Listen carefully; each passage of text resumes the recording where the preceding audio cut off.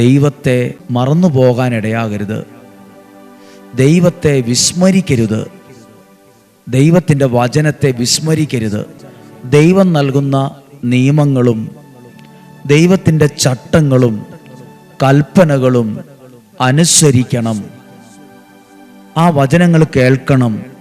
ആ വചനത്തെപ്പറ്റി ധ്യാനിക്കണം. ആ വചനം ഹൃദയത്തിൽ സൂക്ഷിക്കണം. ലഭിക്കുന്ന അനുഗ്രഹമാണ് 12-ാമത്തെ വാക്യം.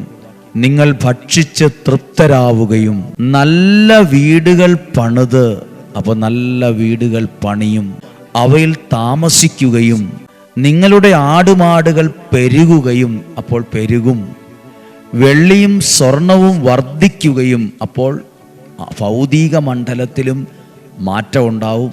സ്വർണവും വെള്ളിയും വർദ്ധിക്കുകയും മറ്റു സകലത്തിലും സമൃദ്ധി ഉണ്ടാവുകയും ചെയ്യുമ്പോൾ, അപ്പോൾ സമൃദ്ധി ഉണ്ടാകും. എല്ലാത്തിൻ്റെ മേലും ദൈവാനുഗ്രഹത്തിൻ്റെ സമൃദ്ധി ഉണ്ടാകും.